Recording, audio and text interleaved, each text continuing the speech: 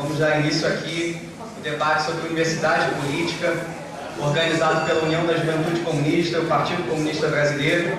Debate que é um marco aí do lançamento da segunda edição do livro do camarada Mauriase, As Metamorfoses da Consciência de Classe, o PT entre a Negação e Consentimento. Vamos chamar aqui os camaradas aqui para compor a mesa, iniciando pelo camarada professor emérito do FRJ, mas acima de tudo, militante comunista do PCB, José Paulo Neto.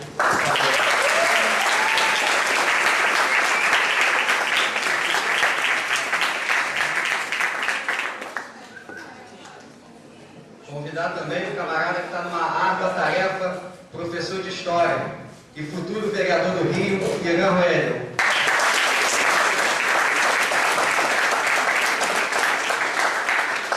E por fim, convidar o autor do livro, que bom que ele está aqui, o camarada Mauriase, membro do Comitê Central do Partido Comunista Brasileiro, professor da Serviço Social da FRJ. Lembrando aqui que, infelizmente, a gente tem um teto de 9 horas para o evento e as perguntas, depois do bloco aqui de intervenções, vão ser por escrito com o camarada Hugo, aqui da OJC, do IFIX. É só mandar por escrito que ele vai ler aqui as perguntas para os palestrantes. Então, vamos dar início com o Zé.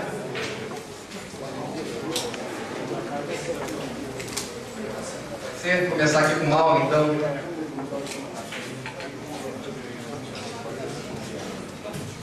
Bom, boa noite para todo mundo. Boa noite. O tema dessa atividade, em geral, que foi proposto, foi o de política e universidade. E sobre vários aspectos, essa tem sido uma relação tensa, né? Interessante que, se nós pensarmos do ponto de vista da própria instituição universitária, ela sempre foi cortada, atravessada pela dimensão da política, né? Não apenas porque é uma instituição de uma certa sociedade, de uma certa ordem, e que cumpre o papel de um aparelho dessa ordem, né? E isso pode ser comprovado pela própria história e o amadurecimento da instituição universitária no Brasil, mas também porque a dimensão da política faz parte da própria constituição da instituição enquanto uma política interna, né? Dificilmente a configuração dos órgãos de gestão da universidade deixam de refletir nas direções que apontam para a instituição as contradições e a dinâmica de interesses que cortam a sociedade da qual essa instituição faz parte. Talvez de maneira didática isso tenha se manifestado no último movimento docente da greve dos professores que tivemos aqui esse ano, né? Na qual nós podemos ver de maneira bem clara e precisa que uma reivindicação por carreiras, por condição de trabalho, por salário, acabava por expressar um debate muito mais de fundo sobre a universidade, o seu papel, o seu perfil, né?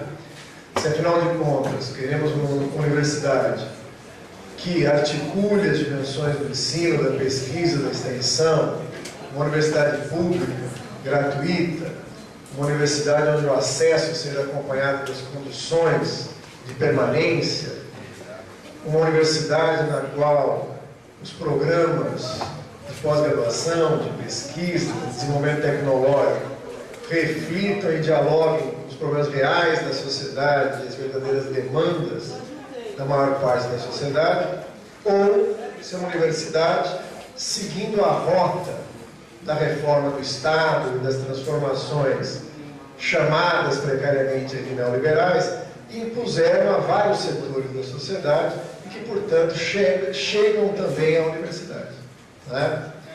A contra-reforma do Estado implica também numa reforma, uma contra-reforma da universidade, que, ao contrário do que algumas pessoas imaginam, não virá, assim como não veio, por um ato do governo ou um projeto de reforma, mas, assim como em outras áreas, veio se implantando, se insinuando e acabando por impor uma direção diferente e reformando a universidade por dentro.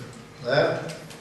A base desse perfil, e que acaba fazendo da universidade também um campo da luta política, é que esse projeto implica numa universidade que se adeque à lógica do Estado mínimo.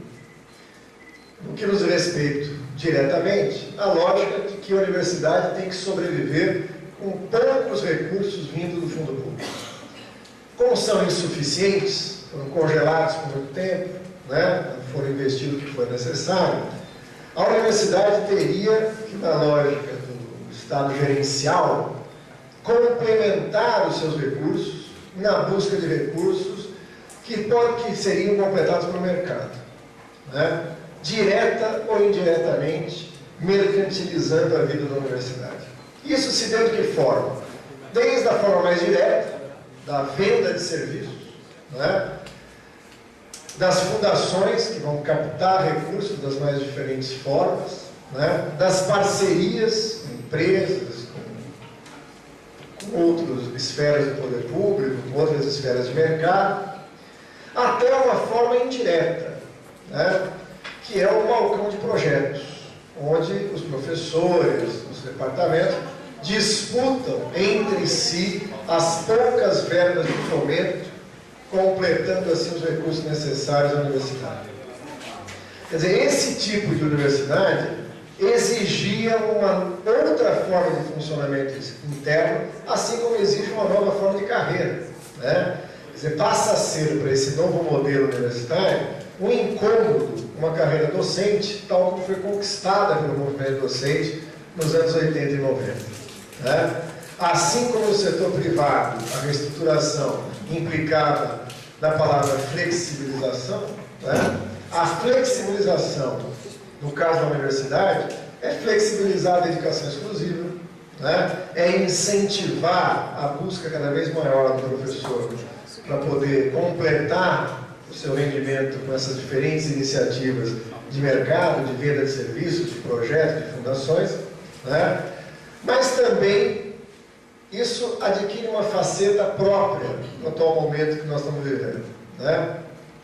A mera privatização e mercantilização, que começou claramente quando o Paulo Renato, né, era ministro da Educação, ele adquire uma nova forma, né, que tem muito a ver com o momento da acumulação de capital e o momento da reforma do Estado no Brasil, né? Não basta apenas acreditar, como se acreditava na era FHC, de que o ensino público cumpriria uma fatia do mercado e que isso seria complementado por uma abertura do mercado educacional às empresas privadas de ensino, né? Rapidamente se demonstrou que isso não funciona bem assim. Criaram-se inúmeras universidades privadas e essas universidades privadas rapidamente entram na lógica da crise do mercado, né? E mais uma vez vão pedir apoio ao Estado. Quer dizer, dentro desse novo cenário, o Estado responde de que maneira? Garantindo vagas nas universidades privadas através de bolsas, clara transferência do fundo público para a iniciativa privada, salvando a iniciativa privada dessa crise de mercado, e ao mesmo tempo, né, combinando uma espécie de expansão no setor público. Agora, que tipo de expansão é essa? Nós não somos contra, em momento nenhum, a expansão, na medida em que isso significasse o aumento das universidades públicas, o aumento de vagas, o aumento de acesso, né? Ainda que a gente insista que isso tem que ser acompanhado com condições de permanência. Mas o problema é que essa expansão foi pensada nos moldes do Reúne como a forma de fazer uma expansão quase como uma chantagem. Veja, o que a universidade tem até agora é o que ela tem, ainda que isso significasse, no momento em que se apresenta o Reúne, né, uma situação muito precária, a universidade tinha sido abandonada de recursos, de contratação de professores, de cuidado com a infraestrutura, mas supunha-se que estava tudo bem, e aí as verbas da expansão viriam de acordo com a expansão feita. Quer dizer, criou mais cursos, abriu outros cursos, aí vai ter mais verba, né? Ora, o que resultou nisso? Resultou numa corrida das universidades para assinarem esse acordo, uma coisa que foi misterioso, né? Cresceu o número de cursos, ampliou o número de alunos, mas não se ampliou proporcionalmente as verbas necessárias para a manutenção desse ensino público de qualidade, né? Então, existe uma expansão com precarização, uma combinação perversa, né, que resultou nas condições que estão na base da greve que tivemos esse ano. Então, a própria é estranha a pergunta, quando a gente pergunta qual é a relação entre a política e a universidade. Como se fossem dois momentos diferentes, duas esferas diferentes da vida, né? Ora, a própria afirmação das necessidades de um projeto universitário, de uma universidade pública e gratuita, se choca com um modelo de Estado que tem por trás interesses claros da nossa sociedade, né? Quer dizer, aquilo que aparece, por exemplo, na reestruturação produtiva do capital na esfera privada, na contra-reforma do Estado, no âmbito da gestão política do Estado, também se expressa e acaba refletindo no modelo de universidade, né? Talvez a universidade, por sua tradição, ainda carregue aquela imagem meio mítica de uma bolha, né, de uma ilha, de algo separado da sociedade, né? De algo que não sofra com a sociedade. Um breve estudo sobre a história da universidade mostra que ela está sempre inserida nessa sociedade. É muito difícil que ela seja aquela torre de marfim da produção do conhecimento puro, da produção da ciência, da tecnologia, que depois vai buscar canais para falar com a sociedade, né? Dos mais tradicionais aos mais inovadores, né? Mas não no sentido de que essa universidade fique isolada, né? Ela está cruzada por questões políticas. Por isso que o futuro da universidade também não se joga em si mesmo, né? Assim como ela está profundamente implicada nos grandes problemas nacionais, e o seu futuro se joga nas opções políticas que são traçadas, e por trás tem os interesses de classe em disputa nessa sociedade, a saída da universidade, o seu futuro, também passa pela sua inserção na política, né? O Gramsci gostava de diferenciar a pequena e a grande política, né? Eu sempre brincava com o Carlos Nelson que o Gramsci esqueceu uma dimensão que era política minúscula, né? Que a grande política, as grandes questões, o que vai acontecer com o país, com a luta de classe, com as transformações sociais. A pequena política é aquela política do bastidor, né? Da conjuntura, das tramas, né? Daquela coisa que os especialistas em política que gostam de falar no Jornal Nacional adoram, né? Dar o palpite, quem falou com quem, que rompeu com quem, etc. E tal. Agora, a universidade também vai ser permeada por aquela, vamos chamar de política minúscula, né? Aquela disputa. O Weber gostava de dizer que a vaidade era uma doença profissional, né? Você tem aquela vaidade, aquela disputa, aquela coisa, o departamento, a gestão, né? Assim como no conselho do Gramsci, nós podemos dizer, o grande trabalho da política com P maiúsculo, política maiúscula, é desvendar os vínculos entre essas dimensões. Não achar que elas são esferas isoladas. Buscar os nexos e as conexões, né? Por isso que o movimento docente tem que pensar desde a participação dos órgãos de gestão, dos departamentos, da vida acadêmica, até as disputas políticas que ocorrem na sociedade, até a grande política, né? Mas vinculando isso com claros princípios e horizontes de classe, né? Pensar política e universidade é também pensar o corte de classe que existe na universidade. Em tempos como os nossos, que as pessoas acham que as classes sociais acabaram, nada como o didatismo do que é os trabalhadores que entram na universidade. Nós trabalhávamos num projeto, né, um tempo atrás, chamado Conexões, que tinham a intenção de trabalhar e acompanhar os estudantes de origem popular que entravam na universidade. E uma frase chamava muita atenção, ficou marcado em todos nós que trabalhávamos nesse projeto. Quase todos eles tinham uma imagem de que estavam numa festa para a qual não foram convidados, né? A universidade parece que abriu uma faixa para recepcionar os alunos de origem popular. Vocês não são bem-vindos, né? Fiquem rápido e saiam o mais rápido possível, né? Por quê? Porque ela é e traz um ranço, né, de ser um espaço seletivo, de ser um espaço de filtro, ser um espaço que acaba afunilando para a participação de todos, né? Por isso que a transformação da universidade e a luta política na universidade, ao nosso ver, vai além da necessária luta pelo seu caráter público, pelo seu caráter gratuito. Vejam que tempos estamos, que há um pouco tempo atrás, apenas ao referir o caráter público, estaria implícito gratuito, né? Mas agora nós temos que falar que é público e gratuito, porque tem muita gente que ainda não entendeu e transforma o ensino público numa banca de venda de serviço, ou mais sério, como é o caso agora da empresa brasileira de serviços hospitalares, que tenta nos impor, né?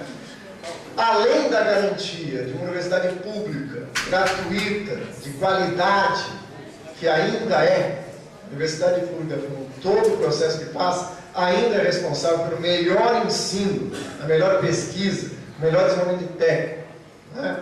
Por isso que nós não consideramos que há uma crise na universidade pública. Durante a greve, os meios de imprensa nos procuraram e falaram: por que da crise da universidade pública? E nós respondíamos: a universidade pública não está em crise. O que ocorre é uma crise pela tentativa de impor um modelo que destrói a universidade pública, né? Essa que é a crise que estamos vivendo. Por isso, para a gente, a defesa da universidade pública, gratuita, de qualidade, implica em ir além disso. Implica em defesa de uma universidade popular. Agora, por que a universidade popular? Né? Qual que é o eixo central que nós pensamos a luta por uma universidade popular? Não no sentido de criar uma universidade popular para as camadas populares, né? Para que tenha uma especificidade de... Não. Para nós, a universidade popular é algo maior que isso. É impossível, no momento que estamos na correlação de forças, impedir que o capital, que a grande burguesia, apresente suas demandas e dispute a universidade para que cumpra seus objetivos. E lógico que esse lado da moeda tem muito mais instrumentos, força, para garantir que suas demandas sejam atendidas pela universidade. Ela é prioritariamente montada para isso. Mas mais do que isso, se isso é verdade, o nosso dever é também fazer dentro da universidade que as demandas populares se apresentem, que as demandas dos trabalhadores se apresentem, que aqueles que chegam na universidade tenham condições de cumprir seus estudos, de concluir e de fazer sua formação a serviço dos interesses, não da perpetuação dessa ordem, mas de sua transformação. Como Brecht dizia, né, num dos seus poemas, ali onde a burguesia e os poderosos falarem, os trabalhadores também falarão. Né? Quer dizer, é o máximo que nós podemos fazer nessa disputa de hegemonia, nesse espaço importante da universidade. E, finalmente, a universidade popular, nessa perspectiva, extrapola os limites da instituição universitária. Ela não é apenas uma universidade onde a presença do elemento popular, do elemento proletário, do elemento de classe, faz com que ela se dinamize e esses anseios aqui se demonstrem. Ela também é a soma de esforços que ocorrem fora e em torno da universidade. Por isso, por exemplo, iniciativas como a Escola Nacional Florestan Fernandes, iniciativas como o Núcleo de Educação Popular 3 de Maio, iniciativas como as escolas de formação sindicais, como escola de formação e centros de formação de partidos, constituem um conjunto de elementos que, somados, dão conta da construção de uma contra-hegemonia, né? Que é formação, que é reflexão, que é desenvolvimento de conhecimento, que também é, na nossa perspectiva, parte integrante desse projeto, dessa proposta, dessa luta, que constitui a luta por uma universidade popular, né? Abstrair isso é considerar a universidade técnica, estruturalmente concebida. É um local de formação, de ciência, de tecnologia, de conhecimento, de saber, cada um nas suas áreas, fragmentados, profilaticamente separados uns dos outros, apenas ocupando o mesmo lugar no espaço, né? Ora, essa concepção tradicional da universidade, ela está ultrapassada para as próprias necessidades da dinâmica do capital monopolista. O capital monopolista precisa muito mais do que isso, né? E como é que ele atua na universidade e contra o que esse projeto de universidade popular se confronta, né? Uma universidade que parece assumir o seguinte perfil: uma enorme na base, uma enorme fábrica de diplomas, né, com cursos de graduação aligerado, com formações profissionais rebaixadas, para apenas ser a esponja que absorve aquela demanda de uma parte da sociedade, de mobilidade social, de ascensão social, né? E também com um poderoso freio de aumentar o tempo de formação entre a formação e a entrada no mundo do trabalho. Ela tem cumprido esse papel no mundo monopolista. Um segundo elemento, que essa burguesia monopolista precisa também de formação da sua força de trabalho, formação técnica, profissional, né? Então ela cumpre também essa função. Lógico, aí vem uma pirâmide enorme, a maior parte nessa graduação aligerada, uma menor parte já mais afunilada numa formação profissional, técnica, especializada, e uma pós-graduação, uma pesquisa, um desenvolvimento tecnológico de ponta, que aí se constitui aquilo que no modelo atual se chama de ilhas de excelência. Né? Ilha é uma boa imagem, né? Porque é uma ilha de excelência cercada por um mar de mediocridade em todos os lados, né? Um rebaixamento da qualidade, com a precarização, etc. e tal, né?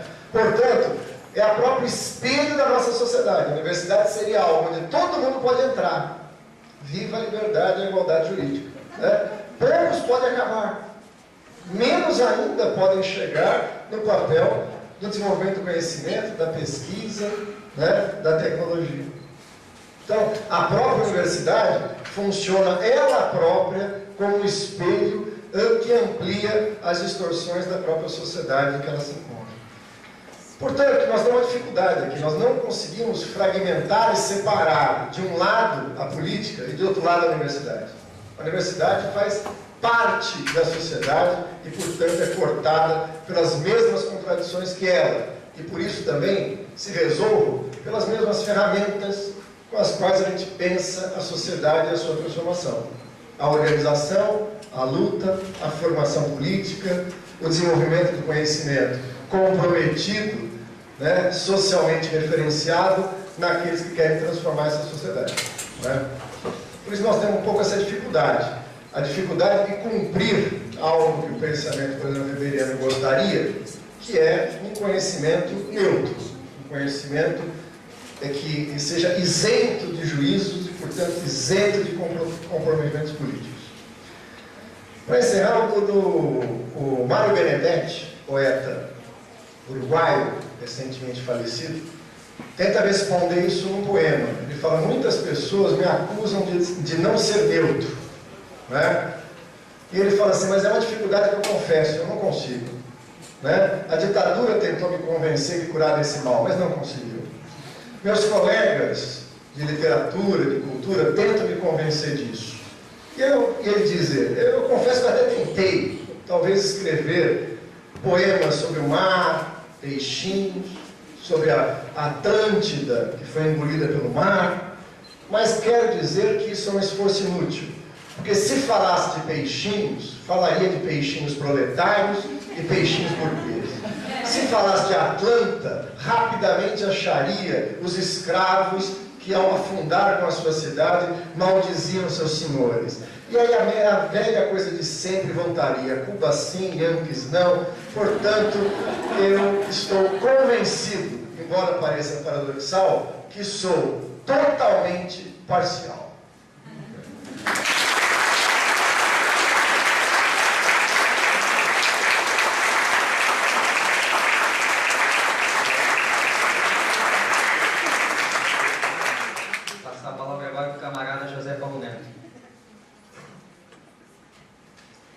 Boa noite a todos, aos estudantes, aos colegas professores, aos meus camaradas de partido.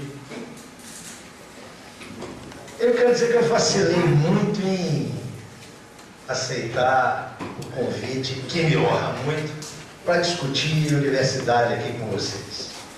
E a razão é simples. Estava ouvindo aqui o Mauro, meu querido cacique político e companheiro de trabalho, ele dando por suposto que a universidade tem 3 funções básicas: o ensino, a pesquisa, a extensão. Eu acho que eu concordo com quase tudo que o Mauro fala. Mas eu queria dizer para vocês por que eu vacilei em aceitar esse convite. Porque eu acho que nós estamos discutindo uma instituição que já morreu. É isso mesmo que vocês ouviram. Depois vocês podem me dar todas as pancadas, mas eu peço que me escutem um pouquinho. Eu tenho me questionado nos últimos 20 anos se essas três funções são funções da universidade hoje. Paulo dizia, em defesa da universidade pública, que também é a minha posição, que no Brasil é a universidade pública aquela que confere o melhor ensino, é verdade, e aquela que faz a melhor pesquisa.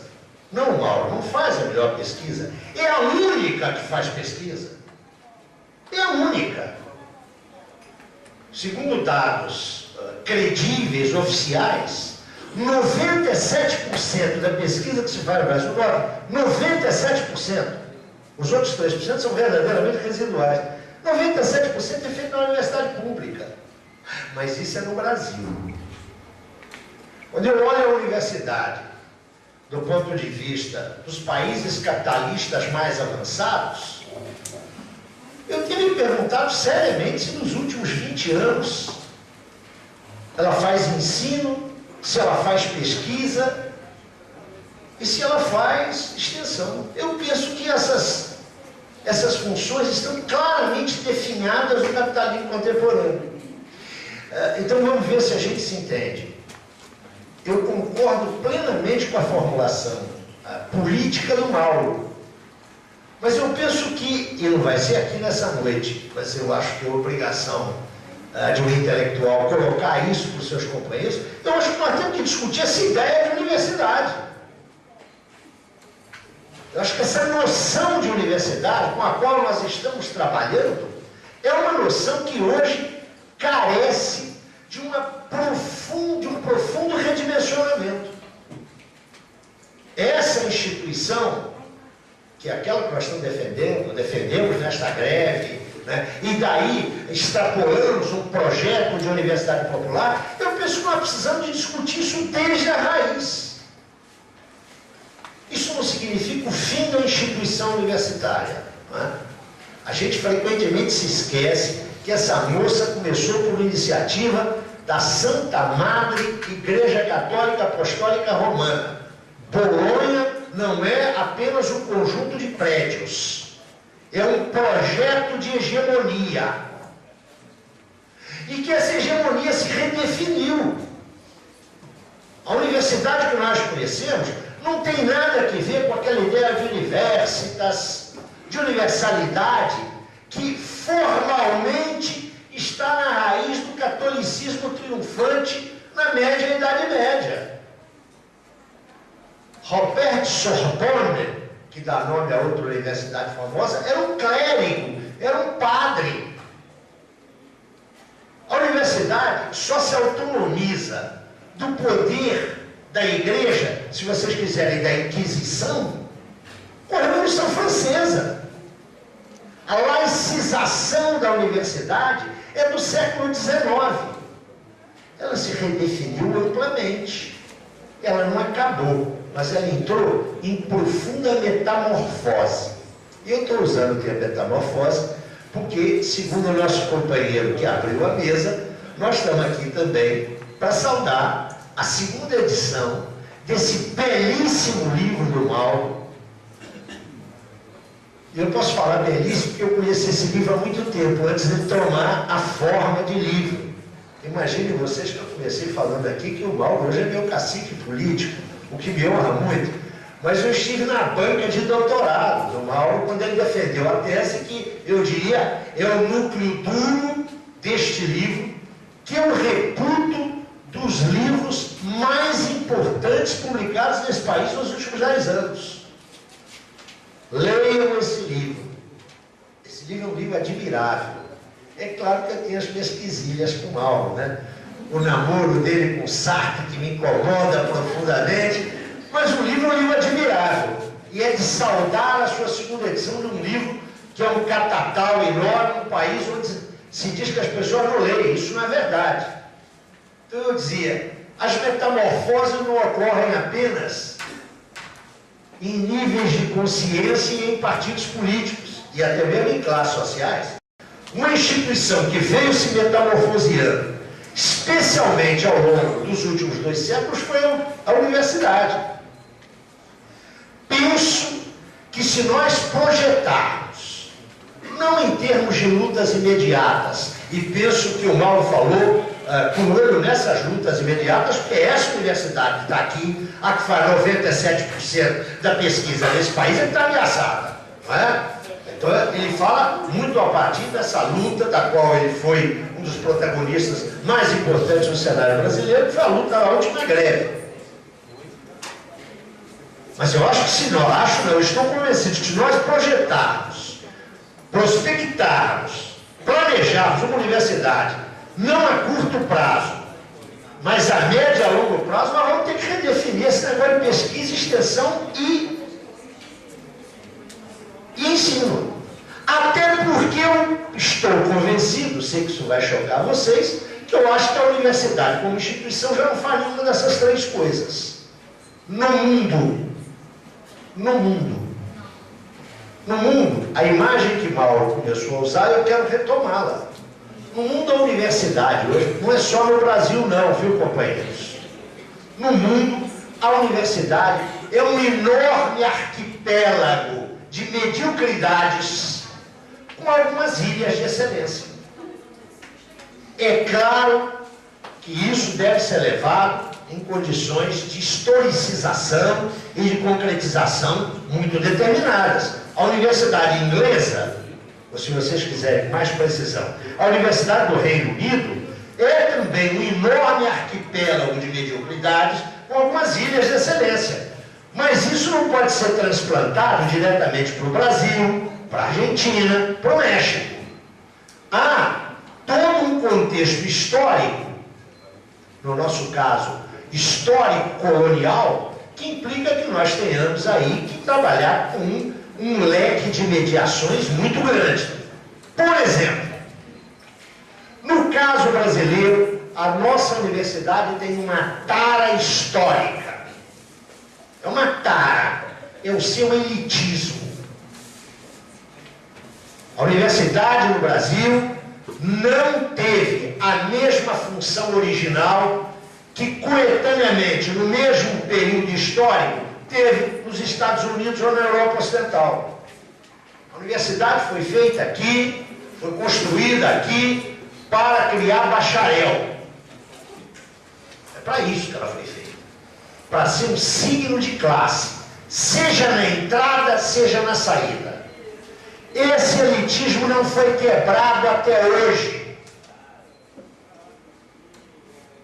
Medidas as mais elementares parecem revolucionárias.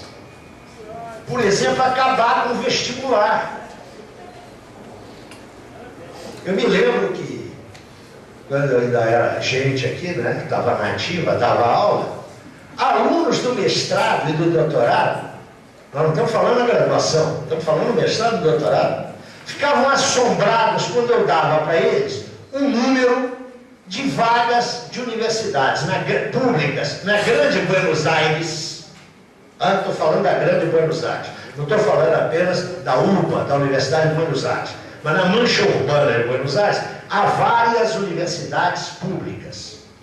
Numa área, uma mancha urbana que tem a equivalência da mancha urbana do Rio de Janeiro. E quando eu dava o número de vagas públicas aqui na mancha urbana do Rio de Janeiro, vagas públicas entende-se o FRJ, Unirio, Federal Fluminense e o ERJ. O conjunto dessas vagas equivalia a 60% das vagas da UBA.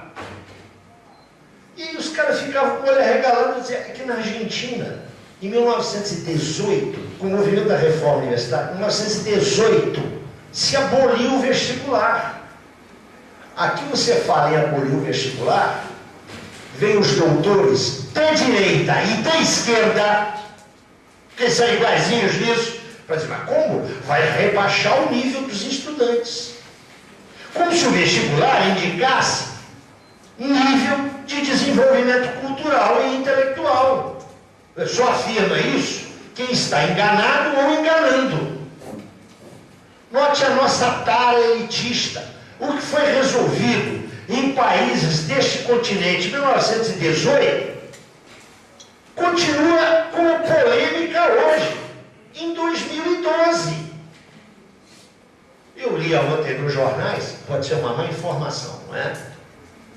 Que os reitores estão preocupadíssimos com como é que eles vão implementar a política de cotas o ano que vem. Não quero entrar aqui na discussão de política de cotas, mas parece que essas universidades que estão com esse problema ainda têm livros de contabilidade escritos com pena de ganso, não é? Como se isso fosse um problema. É evidente que não é. O problema é outro, é um problema político. É que nos últimos 50 anos, a pressão dos de baixo tem levado a reduzir o caráter elitista do ingresso na universidade. Mas atenção, é o caráter elitista exclusivamente do ingresso na universidade. Não da sua manutenção e da manutenção desses estudantes, e menos ainda dos recursos e instrumentos que lhes são oferecidos para enfrentar aquilo que os liberais adoram, né? O desafio da empregabilidade, o desafio do mercado de trabalho. Todo mundo sabe, e se não sabe, vai ser informado agora, que é impossível ter hoje um mestre em qualquer área do conhecimento que seja monoglota. É mais impossível ainda ter um doutor que não domine 2 a 3 idiomas estrangeiros. Como é que a gente aprende os idiomas estrangeiros? Os meninos saem do ensino médio tendo um curso de inglês dizendo, aprendendo, quando são muito estudiosos, good morning. Como é que eles vão aprender inglês? Onde?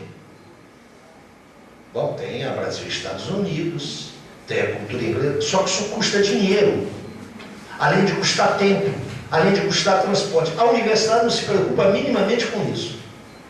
Há 5 anos atrás eu levei, não sei se tem algum deles aqui, levei um empenho, quando abri aqui o ano letivo do mestrado, eu disse, olha gente, vocês precisam falar inglês, precisam falar francês, vocês estão numa universidade pública, então se não tem dinheiro para ir para Brasil e Estados Unidos ou para a Aliança Francesa, vai lá para o fundão e assiste às aulas do curso de letras. Aí uma menina levantou e disse, professor, não é mais assim não. Não pode mais assistir, ou seja, o cara não pode, dentro da universidade, se adestrar num outro idioma, estando no outro curso. Tem aí aquelas arapucas que são os cursos de inglês, de francês e instrumental, não é? Que a gente sabe para que serve. Para fazer aquela provinha de proficiência que não prova absolutamente nada. O que eu estou querendo sinalizar com isso? É que mesmo com essa pressão toda para quebrar o elitismo da universidade brasileira, a resistência dela, a permeabilidade aos de baixo é enorme. Tanto que chegamos ao absurdo dos cursos baratos. Não é? Eu que já sou aposentado posso falar o que Mauro provavelmente tem que ter dedos de luva para falar. Ele tem uma língua muito grande, que ele conhece, sabe disso. Né? Tem uma estratificação clara na universidade. Né? Curso de nutrição, de serviço social, de educação. Os cursos das licenciaturas, basta ter CUSP e GIS. Isso envolve um certo tipo de público. Já a arquitetura, a conversa é outra. Já a odontologia, a conversa é outra. Já há uma clara, eu brincava aqui na escola, todo mundo sabe que eu fui professor 26 anos aqui da Escola de Serviço Social. Da porta da escola, olhando os rapazes e as moças que circulam aqui no campus, eu diria que curso eles faziam. A gente da economia tem um jeito de vestir-se, não é? O pessoal da eco tem outro jeito. Agora, maçona, né? Serviço social, educação. Escuta, esse negócio é um absurdo. absurdo. Você tem dentro da universidade uma estratificação que é claramente socioeconômica. Claramente, que se vê inclusive na cor. Na cor. Onde é que estão os negros? Onde é que estão os mulatos? Para não procurar ver isso na estrutura dos docentes, não é? Ah? Quantos professores titulares negros? Né? É essa a nossa universidade. Essa tara elitista, por sua vez, tem ocasionado um outro tipo de distorção. E essa é de natureza também claramente política. Eu não quero. Como é que está o meu tempo aí? Você está controlando? Não, não fala isso, senão eu fico até às 4 horas da manhã aqui. E nem deixo você fazer campanha eleitoral. Mauro começou, e me parece que esse é o ponto forte da intervenção dele, dizendo que a universidade não está separada da política. Eu queria sublinhar isso. Não é? Eu queria dizer que a universidade é política. Por todas as razões que o Mauro deu, todas, e por mais uma, que ele também assinalou, mas que eu gostaria de frisar, de sublinhar. Universidade é um aparelho, estou me referindo à universidade pública, é um aparelho de Estado. E como o Estado tem caráter de classe, a universidade tem caráter de classe. Isso é para tirar, tem muita gente jovem aqui, né? Para tirar do horizonte de vocês essa doce ilusão de que a universidade é um campo da batalha das ideias. Que a universidade é um espaço livre onde se discutem todos os temas. Isto é uma mentira. A universidade é sim um campo da batalha das ideias. Estive nela, não aqui na UFRJ, ao longo da minha vida, cerca de 36 anos. E estava lá fazendo luta de ideias. Mas atenção, é mais ou menos uma luta de ideias, como se a gente tivesse de um lado Mike Tyson e do outro lado Zé Paulo Neto. As regras são as mesmas, atenção. Os dois têm as mesmas luvas, têm o mesmo tempo para golpear, para ver o nocaute é de 1 a 10 segundos, note, uma plena igualdade. Mas entre o Zé Paulo e o Mike Tyson, a gente sabe quem vai ganhar. É isso que é a universidade em termos de debate de ideias, não é? Então você acantona. Aquela faculdade ali pode ter até o presidente lá do FERJ. 2, porque estou vendo um outro ali, um ex, encostado ali, não é? E a universidade do pessoal que é de esquerda. No outro instituto tem lá mais meia dúzia que tem um grupo de pesquisa. Agora, o que dá o sentido essencial não está nessas faculdades. E onde há o eixo essencial da formação de ideias, da conformação ideológica, ali não tem nicho de oposição, não. Quando tem, a gente pega uma florzinha vermelha e põe um grande jardim verde e diz: ó, como somos pluralistas. Nós vamos ter que discutir isso em algum momento, não é? Nós vamos ter que discutir, e eu sei que isso é muito complicado.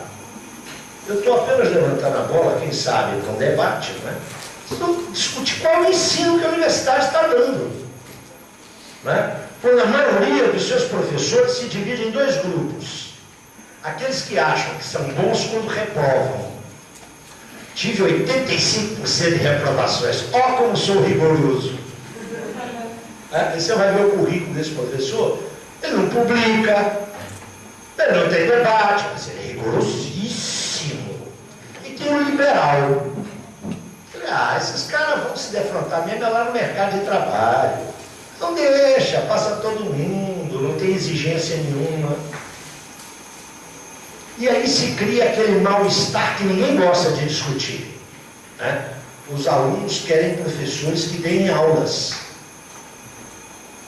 Deem aulas! Olha que absurdo cobrar isso do professor, não é? Olha o que se generalizou, o Paulo Freirismo. Não é o Paulo Freire, atenção. Paulo Freire é uma coisa, Paulo Freirismo é outra coisa. Quando fui fazer meu curso de doutorado, tinha uma senhora que chegou no primeiro dia, curso de doutorado, como vocês sabem, são 15 sessões de trabalho, de 3 horas cada uma, e ela chegou, apresentou uma bibliografia excelente e distribuiu os temas dos seminários. Tinha 15 alunos, ela distribuiu 15 temas e vamos fazer seminário. Bom, e a minha parte do seu salário, minha senhora? Como é que é isso? Mas os estudantes adoram isso. Na graduação e na pós. Sabe por quê? Porque há uma diferença. Eu tenho 5 minutos e quero ser fiel aos minutos. Eu quero fechar com isso. Há uma diferença entre a universidade e a fábrica. Um sujeito que entra na usinagem da Ford, ali no Ipiranga, que ainda está funcionando em São Paulo, ele tem que usinar um motor durante o dia de hoje. No fim do dia, ele tem que apresentar o motor para o apontador. Professor não. O professor pode fingir que dá aula e o aluno pode fingir que assiste. Essa diferença é essencial, não é? Vocês estão tendo, ou vão ter, ou já tiveram a seguinte experiência. Chega um mestre, doutor, frequentemente com pós-doutorado no exterior, que cumprimenta a turma e inicia a sua exposição da seguinte maneira. Isso na área das ciências sociais. Meus amigos, a complexidade da vida social contemporânea é de tal ordem que a vida social resulta de uma intercorrência dos níveis simbólicos e os seus devidos significados. Em função disso, os paradigmas teóricos e epistemológicos do século XIX colapsaram inteiramente. Vocês sabem o que isso significa? Significa rigorosamente nada. Isso faz um enorme sucesso. Porque a universidade, sendo política, e mais do que sendo política, como Mauro corretamente assinalou, expressando de maneira distorcida, porque anela uma hegemonia de classe, mas expressando as contradições da sociedade onde ela se inscreve, ela não é igual a esta sociedade. Ela é uma instância específica. A universidade não é um sindicato, não é um partido político, não é uma empresa. Ela dispõe da sua especificidade. Essa especificidade reside em quê? Ela é o campo da formação técnica, intelectual, mas sobretudo, enquanto universidade, da formação teórica. Então, nela, as mediações fundamentais não são as mediações que cortam a fábrica, que cortam o sindicato, que cortam a praça pública. Suas mediações fundamentais decorrem da natureza imanente do seu objeto, que é o conhecimento. A consequência disso que eu estou falando aqui é imensa. Eu vou dar um pequeno exemplo. Como é que a gente elege o presidente da República? Pelo seu programa de governo e, sobretudo, pelo bloco social que o sustenta. Quem elege alguém na base do discurso, acredita em Papai Noel, Coelhinho da Páscoa e doente. Eu voto para o presidente da República, para o governo do Estado, para a Prefeitura do Rio de Janeiro, para a Câmara Municipal do Rio de Janeiro, meu voto é: qual é a base social de apoio desse fulano? Como é que eu elejo um reitor? Como é que eu elejo um diretor de faculdade? É do mesmo jeito? É pela pertencência, pela pertinência ao partido político? Pela minha identidade ideológica com ele? Não, senhores. A luta política passa na universidade pela direção social do ensino. Eu posso ter excelentes figuras políticas que certamente serão péssimos reitores, péssimos diretores de faculdade. Eu quero enfatizar aqui esse caráter específico, essa particularidade da universidade. O que eu quero dizer é que a gente não escolhe o reitor com os mesmos critérios que escolhe o prefeito da cidade. Que o que está em jogo aqui, insisto, é a direção social do conhecimento. Isso me leva para concluir a duas reflexões finais. Se as minhas observações têm alguma pertinência, se elas têm alguma validez, isto significa que uma universidade popular, não sei se a leitura do mal é a mesma minha, não é aquela que atende aos desejos da maioria. É aquela que atende às necessidades históricas das maiorias. Uma coisa não é igual à outra, não. É preciso deixar isso muito claro. E é preciso ter coragem para dizer para as maiorias que, embora majoritárias, elas podem estar erradas. Porque não é muito fácil. Sobretudo para quem faz política. E uma segunda implicação, que é tola, tonta, mas eu que sou o mais velho, provavelmente, aqui dessa Assembleia, vou arrogar-me o direito de dizê-la até pela experiência. A gente tem que pedir a professores que deem aulas e estudem. E temos que pedir a estudantes que compareçam nas aulas e estudem. Porque a última coisa que eu tenho visto nas discussões acadêmicas dos últimos 30 anos são precisamente esses dois pontos. Eu suponho que vocês não vão assistir aula de alguém que sabe o mesmo que vocês. Se vocês vão, vocês são idiotas. Eu quero assistir aula de quem sabe mais do que eu. E há um critério de mérito acadêmico. Ou vocês acham que todos os professores são iguais? Que todos os doutores são iguais? Não são, não. Enfim, e essa é a última provocação. Vocês devem ter ouvido falar aqui, vocês devem ter me ouvido falar aqui, durante 30 minutos, se o meu tempo se esgotou, eu não usei aqui o termo autonomia universitária. Eu não falei isso aqui. Se quer discutir autonomia universitária, você vai começar lá com o Mauro, que usou o termo aqui várias vezes. Eu quero invocar aqui a autoridade, não é? Se é o Zé Paulo que fala, quem é que acredita? Nem a minha mulher, né? Quanto mais vocês. Eu quero invocar aqui a figura do fundador do marxismo latino-americano, o peruano José Carlos Mariátegui. Em alguns escritos sobre a universidade, ele foi logo matando a cobra e mostrando o pau. Esse negócio de autonomia universitária, isso é coisa do pensamento liberal.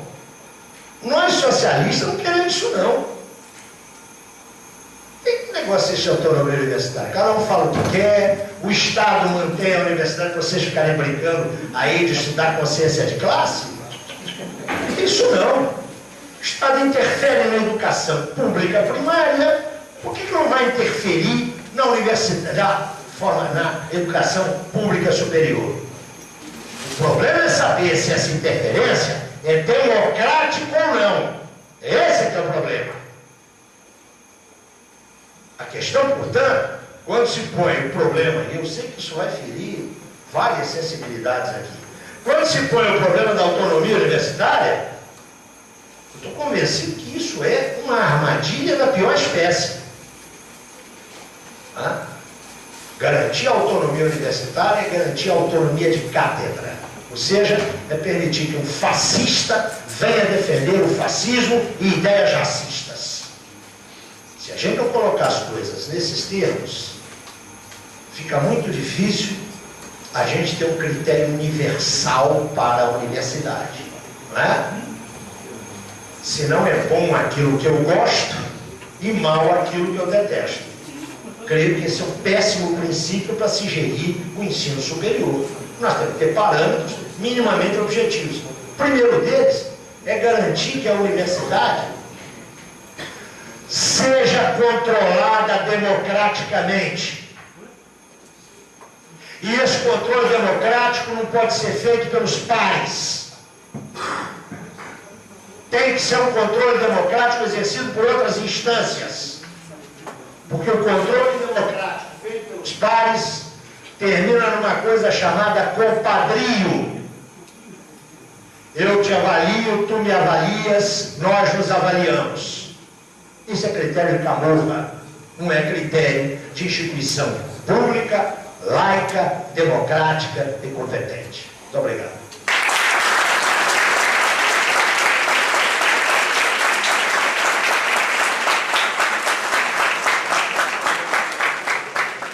Só lembrando que o Hugo, que está ali aqui na esquerda, minha esquerda, está pegando já as perguntas. Passar agora a palavra para o camarada Irã Moeda. Boa noite. Eu tomei sem voz. Isso aí até é bom, porque falou depois do Zé Paulo. Isso aí já me empolgou bastante trabalho e constrangimento também, né? Deixa eu primeiro me apresentar para quem não me conhece. Meirã. Sou funcionário da universidade, sou militante comunista há 30 anos, sou professor de História e de Comunicação. Minha formação foi feita, inclusive, nessa universidade pública.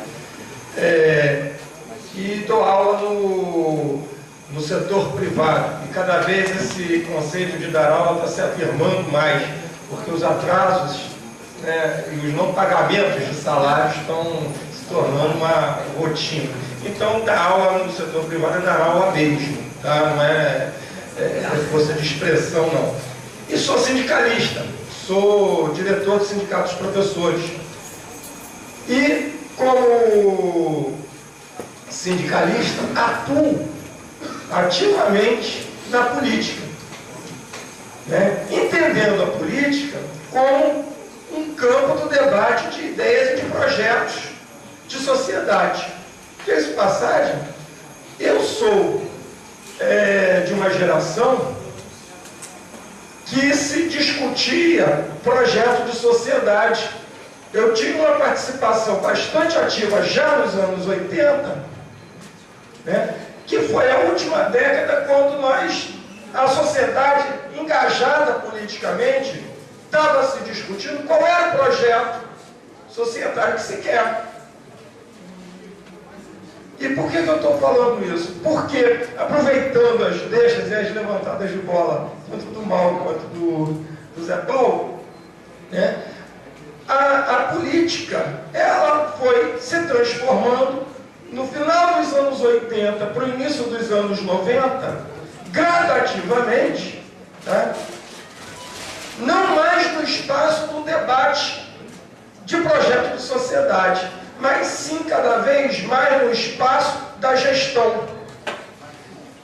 Então, quando você discute gestão, ela vem acompanhada também de uma fragmentação da realidade, porque você não discute o global, você discute parcelas desse global. E ao discutir parcelas desse global, quando você fragmenta esse global, você apresenta o técnico que é o melhor para responder sobre esse problema, seja o da saúde isoladamente, o da educação isoladamente, o do transporte, mas nunca enquanto um projeto de sociedade.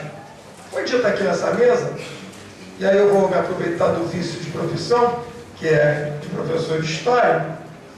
Foi dito aqui nessa mesa que a universidade é um aparato do Estado. Ela faz parte do Estado e ela tem, portanto, caráter de classe. E aí a gente remonta como que essa educação foi organizada. A educação superior no Brasil, ela foi organizada, tá, dentro de uma perspectiva de afirmação de um modelo de sociedade que no século XIX era uma sociedade escravocrata e tinha que legitimar essa hierarquização social. Ao legitimar essa hierarquia social, ela não podia contemplar todos. Ela não podia contemplar todos. Então você chega ao final do século XIX, né, com 15% da população, ou seja, pelo primeiro censo de 1871, você tinha 15% de pessoas alfabetizadas no Brasil. Levando em consideração que desses 15%, tá, pelo próprio censo, dos alfabetizados, tá, eram compostos de mulheres, tá, portanto 7,5% composto de mulheres. Você tinha as crianças, né, em torno de 15, 14, 15, 16 anos, também alfabetizadas, todos eles da classe dominante, né? E, obviamente, que você tinha aí uma minoria da população alfabetizada do gênero masculino, que era quem participava politicamente, porque o voto, a política era o espaço, não só do homem, tá, mas também era o espaço, principalmente, da renda. Ela era definida pela renda. Ora, quando você faz a República, o que acontece? Óbvio que você não pode manter, né, um sistema político que se sustenta pela renda. Isso é antidemocrático. Você tem que transformar isso, tá, para quê? Para o critério de alfabetização. Olha como isso é bonito. Você tira da renda e joga para a alfabetização. E, ao mesmo tempo, a Constituição Republicana retira a responsabilidade do Estado de oferecer educação básica. Você trocou 6 por meia dúzia. Porque para você se constituir enquanto cidadão, você tinha que ser alfabetizado. Para você ser alfabetizado, você tinha que ter renda. Então, já aí a gente já matou que o processo de construção da cidadania no Brasil não era para todos. Tá? Mesmo sendo republicano, não incluía a maior parte da população, ou seja, ficava restrito a esses 15%, 15, 20%. Né?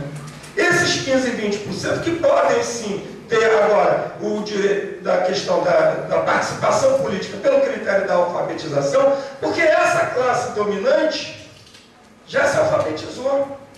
Antes ela não era o critério da alfabetização para se participar da política, porque a maior parte da classe dominante não era composta de alfabetizados. Então você tem aí 50 anos, 60 anos para resolver esse problema, e se resolveu aí, agora sim pode-se fazer a República no Brasil. Tá? E você continua tirando do direito do debate de sociedade uma parcela considerável da população, que incluía não só os ex-escravos, como incluía também os estrangeiros, que com as imigrações europeias, né, vieram para cá, compor a base da classe operária brasileira. E que, se você for fazer uma pesquisa, né, tem gente de ciências sociais aqui que sabe muito bem isso, Se você for fazer uma pesquisa sobre a atuação da classe trabalhadora no final do século XIX e no início do século XX, você vai ver que era muito pouco. Por que era muito pouco essa participação nos registros oficiais? É uma questão muito simples. Porque analfabeto não podia fazer política. E se fizesse política, estava cometendo um crime. E se estava cometendo um crime, não era político, era comum. Tá? Além de que, logo no início do século XX, você ameaça claramente os estrangeiros que fizerem política estão atentando contra a ordem, a moral e os bons costumes dessa sociedade pacífica. Tá? Portanto, estão passivos de serem expulsos do país. Tá? O que eu estou dizendo? Estou dizendo que a política no Brasil não é um espaço para se debater projetos diferenciados ou mesmo antagônicos de sociedade. Sempre foi o espaço para se debater projetos pouco de ajuste daqui e dali, mas sempre contemplando o interesse da classe dominante. Nunca a incorporação das classes, dos interesses das classes trabalhadoras. E aí é óbvio que a universidade não pode ser diferente. A universidade faz parte dessa sociedade. E se faz parte dessa sociedade, ela também não pode admitir projetos diferenciados. Ela não pode admitir projetos antagônicos. Eu entrei nessa universidade como funcionário, lembro quando o Zé Paulo quis ser professor aqui também, quando você tinha um reitor, que era o Horácio Macedo, e que ousou trazer o debate de uma mudança radical do papel da universidade nesse país. Fazia dobradinha com ele, aqui no Rio de Janeiro, e o Barbieri na UERJ. Eles incomodaram muito, O governo Sarney, que é base, foi base do senhor Sarney, que foi base do Lula, e é base também da senhora Dilma, portanto, aliado do PT, cansou de prender as verbas da universidade para não se pagar os funcionários. E aí como você tinha? Como retaliação. E aí você tinha o quê? Você tinha o seguinte, você tinha uma autonomia administrativa que você podia mover a verba daqui para ali. O que o Horácio fazia? Ele não pagava os empresários e pagava a folha de pagamento. Aí olha que isso aí também tinha que acabar, não? Porque a universidade é autônoma, de acordo com a lei, mas é autônoma pelo non mútil. Então, a universidade, ela é justamente o quê? Uma expressão dessa sociedade também. Ela faz parte dessa sociedade, nós não podemos tratar a universidade como não sendo parte integrante dela, portanto, trazendo, sim, todas as deturpações que a classe dominante traz para a sociedade em termos de concentração e de privilégio. Ora, o Zé Paulo colocou aqui que 97% das pesquisas são feitas na universidade pública. Se você manusear os dados, ver o que isso representa, vamos pegar como um índice o registro de patentes no mundo. As pesquisas brasileiras representam 0,2%. Ou seja, se gasta milhões e milhões para sustentar essa universidade, que diz que faz pesquisa e representa 0,2% das patentes. Tá? Então tem algo de errado aí também. Tá? Essa universidade, mesmo autônoma, ela não é a universidade democrática. Mesmo que você tenha um ingresso de elementos das classes populares na universidade, o ingresso de elementos das classes populares na universidade pública não a transforma, primeiro, em pública, segundo, em democrática, e em terceiro, muito menos em popular. Por quê? Porque se você não discute, se você não rediscute o papel da educação, que educação se quer, você continua reproduzindo toda essa legitimação das relações de poder, então, existentes na sociedade. Tá? Só trazendo outras questões, já que está se falando de universidade, e aí eu acho que não dá para se falar simplesmente da universidade pública, e como diretor do Sindicato dos Professores da rede privada, tá? Você tem hoje no Rio de Janeiro, tá? 70% dos alunos em nível superior na universidade privada. Ou seja, eu não estou falando, é pior, porque no Brasil são 80%. 80%. Mas quando eu falo 70% no Rio de Janeiro, isso é um absurdo, porque o Rio de Janeiro é a cidade que mais concentra universidade pública desse país. Né? E não se aumentam as verbas, as vagas para o acesso à universidade. O Mauro falou aqui da questão da privatização do ensino. A gente sabe, quem frequenta essa universidade, tá? Sabe perfeitamente como que ela é utilizada em benefício individual ou em benefício de empresas aqui com consultorias. Consultoria. Se pega toda a infraestrutura da universidade pública, mantida com verba pública, para se ganhar dinheiro paralelo, para se beneficiar o setor empresarial, porque aí sim a pesquisa vai funcionar. Basta a gente ir para o fundão. O que o fundão se transformou? No processo desses últimos 10 anos, o espaço do fundão foi extremamente privatizado. Estão querendo o quê?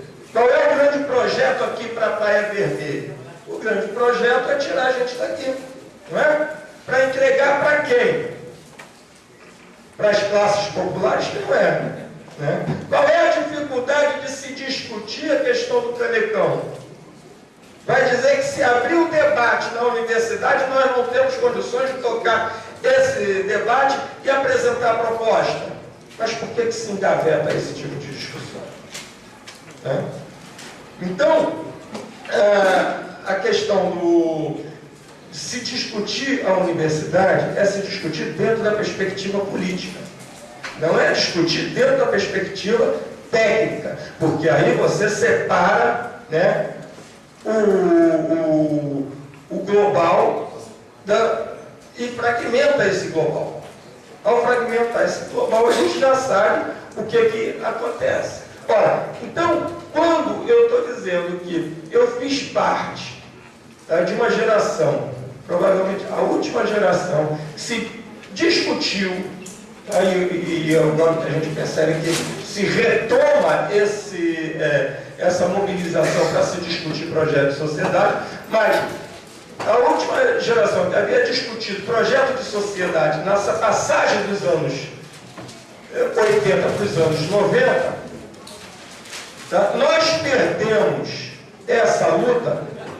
Podemos fazer a relação com o cenário internacional, podemos fazer relação com o avanço tecnológico do capitalismo, né? Podemos fazer relação com o avanço do neoliberalismo, que individualiza não só a vida na sociedade, como a própria política, mas o que é certo é que o capitalismo atingiu um grau que deixou de ser pura e simplesmente dominante para se constituir enquanto relação hegemônica nessa sociedade mundial. Nós passamos a pensar dentro dos limites impostos pelo próprio capitalismo. Você entra nas universidades privadas e você tem curso de empreendedorismo. É você, e aí eu falo para os meus alunos assim, olha só, curso de empreendedorismo é ensinar você a ser empresário. Só que empresário você não é por diploma, não é em banco da escola. É uma questão muito prática. Tem ou não tem capital? E vocês não têm capital, vocês fazem parte das classes populares. Dessas classes populares que tem que acordar às 5 horas da manhã para chegar no centro da cidade às 8, pegando um transporte coletivo de péssima qualidade, porque isso é definido pela FETransporte, que financia as campanhas, sejam de vereadores, sejam de prefeitos, governadores, presidentes da República participam disso tudo, tá?